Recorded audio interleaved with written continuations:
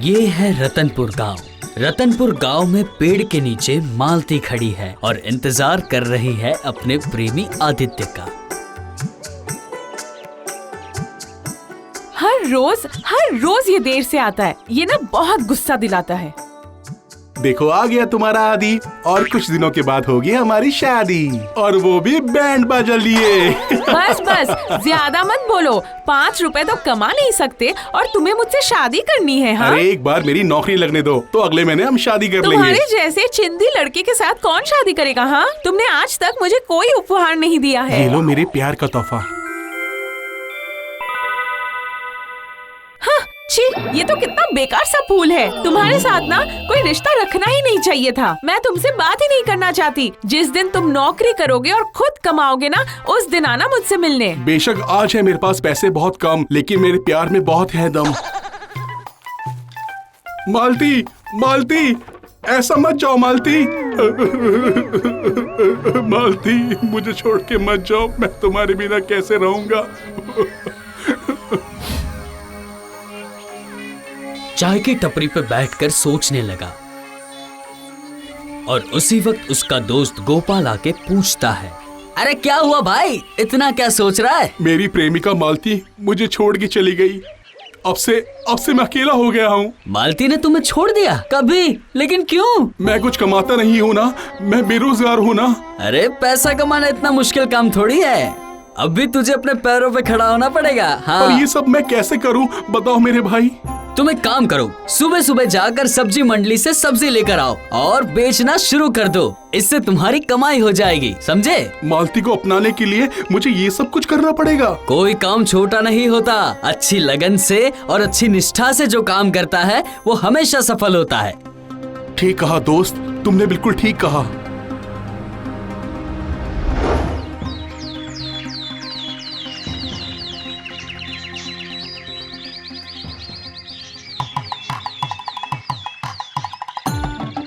अगले दिन सुबह आदित्य सब्जी मंडली से सब्जी खरीदकर अपना ठेला लगाना शुरू कर दिया और ऐसे ही उसने सब्जी बेचना शुरू कर दिया।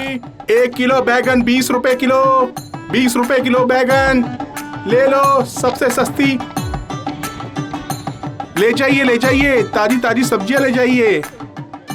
नहीं, मैंने अभी बूढ़ी अम्मा से सब्जी ली है। तो क्या हुआ, एक बार मेरी सब्जियां ले जाकर तो देखिए। इतनी ताजी ताजी सब्जियां आपको कहीं खाने को नहीं मिलेगी। बूढ़ी अम्मा भी ताजी ताजी सब्जियां ही बेचती है। आज सुबह ही मेरे घर में वो पहुंचा के आई है।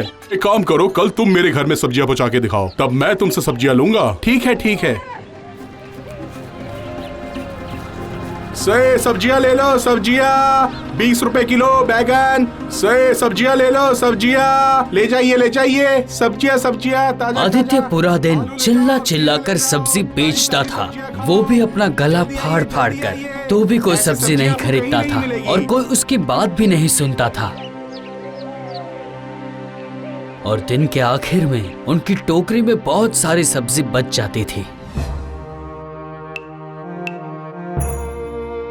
क्या भाई, सब्जी का पहले दिन का धंधा कैसे चला? क्या बताऊं दोस्त, सबके सब उस बूढ़ी अम्मा के पास ही सब्जी लेते हैं। मेरे पास कोई आता ही नहीं है। बहुत कम सब्जी बिकी है। बूढ़ी माँ कौन है? मेरे व्यापार शुरू करने से पहले ही वो बूढ़ी अम्मा सबके घर जाकर सब्जियां देकर आती है, इसलिए मुझसे कोई सब्जियां लेता ही नहीं है। तो एक काम कर, सबसे पहले जाके सब्जी मंडी पे पहुँच जा और यहाँ आके सबसे पहले बेचना शुरू कर दे और एकदम ताजी सब्जियाँ लेना। तुम ठीक बोल रहे हो। जैसे सब्जी मंडी खुलेगी सबसे पहले मैं ही पहुँचूंगा वहाँ जाकर और सारी सब्जियां लेकर लोगों के घर पहुंचा दूंगा। हाँ, वो ही करना। तुझे अपने पैरों पे खड़ा होना ही है। उसके बाद तेरी शादी में जाके बहुत ही मजे करेंगे। हाँ बिल्कुल। अगले दिन आदित्य बहुत ही जल्दी उठकर अपनी सब्जी का ठेला लगा देता है। सब्जी मंडी की ताजी सब्जियां उस दिन भी ऐसा ही हुआ जो पहले दिन हुआ था। किसी ने सब्जी खरीदी ही नहीं। आओ सब्जियां ले लो भैया, एकदम ताजी सब्जियां लाया हूँ।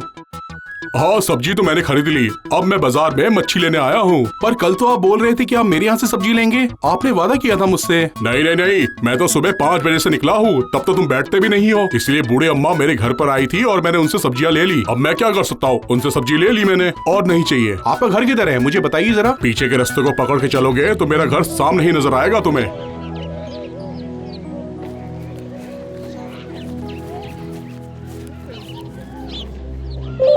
अच्छा, इसके अनुसार बूढ़ी अम्मा इसको अभी भी सब्जी देके गई है। अगर मैं इसको ढूंढूंगा तो वो मुझे मिल ही जाएगी। चलो जाकर उसे देखता हूँ, जरा दूर नहीं गई होगी।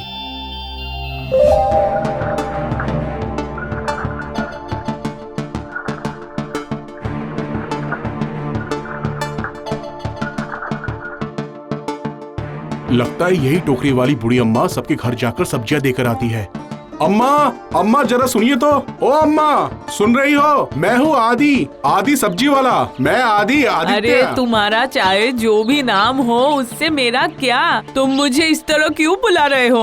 हाँ बोलता हूँ। आपके चक्कर में तो मेरा व्यापार बिल्कुल गिरता जा रहा है। क्यों? ऐसा क्यों? मेरे व्यापार खोलने से पहले ही आप सबके घर में जाके सब्जियां देकर आती है। आप जो यहाँ पर घर घर जाकर लोगों को सब्जियां पहुँचा रही हो, ये बिल्कुल भी ठीक नहीं है। इसमें मैं क्या कर सकती हूँ बेटा? मुझे भी तो अपने लिए कमाना होगा ना, तो मुझे भी तो कुछ बेचना पड़ेगा ना।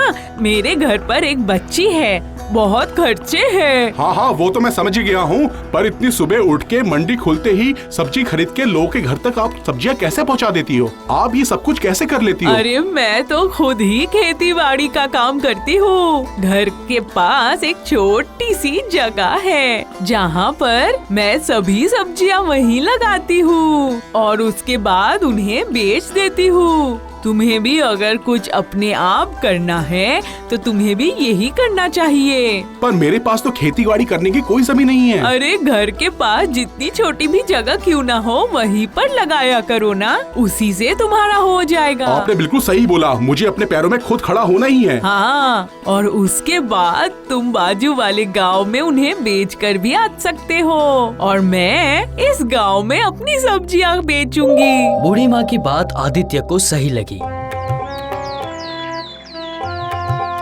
ऐसे ही 1 साल बीत जाता है। एक दिन आदित्य मोटरसाइकिल लेकर पास ही के गांव में जाता है और वो देखता है कि घर से बूढ़ी माँ सब्जी की टोकरी लेकर बाहर आई है। अरे बूढ़ी अम्मा इस गांव में भी सब्जियां बेचती हैं? चलो जाकर देखना पड़ेगा। अरे सुनिए बूढ़ी अम्मा, आप इस गांव में भी सब्जियां बेचते हो? नहीं बेटा, ये तो मेरा ही घर है। मैं तो बस अभी अभी ये सब लेकर बाहर जा रही थी। ओह अच्छा, तो ये बात है। आपने जब से मुझे बोला है, मैंने अपना व्यापार खड़ा कर लिया है। अभी बस मुझे एक ही चिंता है। क्या चिंता है तुम्हारी बेटा? मैं जिससे प्यार करता था मालती, वो 1 साल पहले ही मुझे छोड़कर चली गई। उसने कहा था जिस दिन मैं अपने पैरों पे खड़ा हो जाऊंगा, उसी दिन जाकर मैं उससे मिलूं। मुझे उससे मिलना है, पर उसका घर किधर है ये मुझे नहीं पता। जितना मैंने सुना था वो इसी गांव में रहती है, पर कौन सा घर है ये नहीं पता। ये बात है। मालती, ओ मालती, देख जरा कौन आया है। आ रही हूँ माँ। अरे मालती, तुम इन अम्मा की बेटी हो? क्या बोल रही हो? अरे इसे क्या हुआ? ये लड़का तो बेहोश हो गया। जा उसके मुंह पे थोड़ा पानी लगा।